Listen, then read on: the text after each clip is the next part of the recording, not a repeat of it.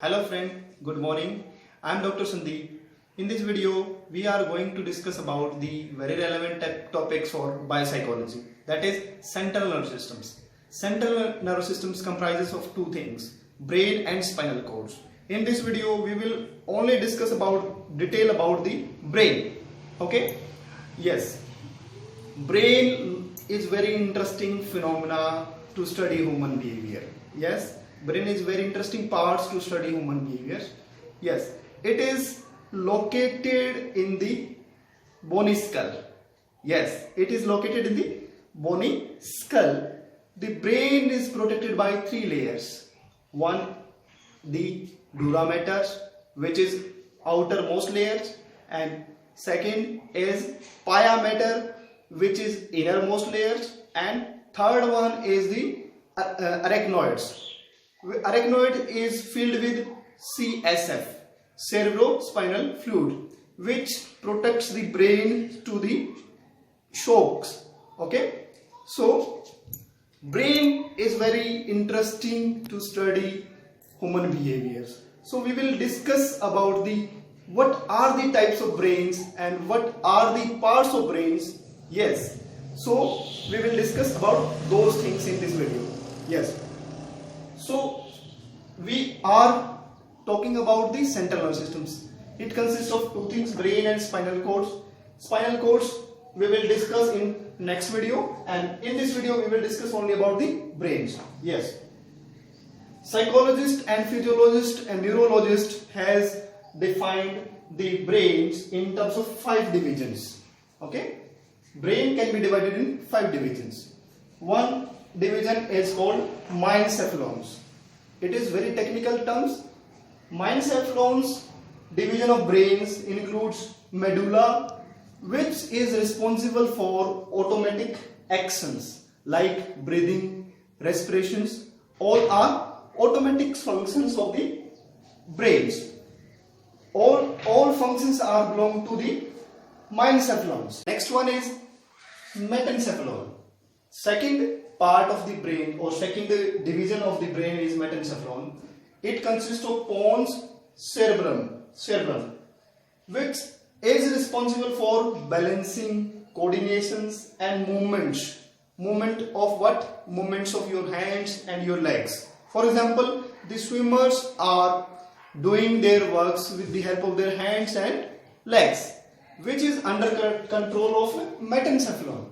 Okay? So metencephalon is responsible for coordinating and balancing of bodily movements. You can say movement of hands and legs. Third part of the brain is mesencephalons. Mesencephalons consist of tectum and tegmentum.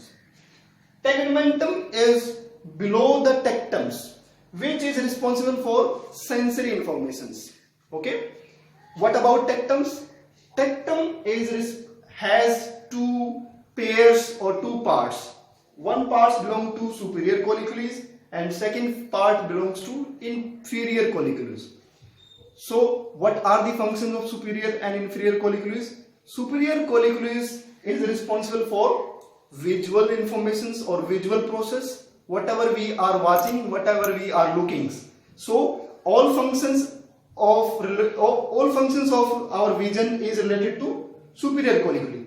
And what about our auditory systems? Auditory systems are mainly depends upon inferior colliculus. In other words, we can say inferior colliculus are responsible for our auditory process. Whatever we are listening, whatever we are having the sense regarding the auditory stimuli, all belongs to the inferior colliculi. Okay. Next part of the brain is diencephalon. Diencephalon is the small part of the brains. Yes, it is very small part of the brain, and it is the fourth part of the brains, which comprises the thalamus and hypothalamus. What? Thalamus and hypothalamus. As you all know, thalamus is very important part of the brains. It is generally saying that the thalamus is the relay center for every sensory inputs which has been received from our sense organs, or you can say it is the relay center for the human behaviors or motor functionings. Second is hypothalamus. Hypothalamus is mainly responsible for maintaining the internal balance of the individuals, or you can say it maintains the homeostasis of the bodies. What homeostasis? Mainly it is responsible for emotional behavior of the individuals. What? Emotional behavior of the individuals. Yes, emotional behavior as well as sexual behavior of the individuals. So hypothalamus is playing significant role in emotional as well as sexual behavior of the individuals. Okay. Next part of the brain is telencephalons. What does it mean, telencephalons? Telencephalons consist of forebrain, limbic systems and cerebral cortex. Yes, it is the highest part of the brains which is known as telencephalons. So we have discussed about the five types of brains, five types of the brains which we have discussed in this video. Yes, other psychologists or physiologists have also revealed the divisions of brains. What are those divisions? One of the divisions is known as in three categories. Yes, one of the divisions has been categorized in three divisions. One is forebrain means, and hindbrains and midbrains. So there are different categorizations of the brains.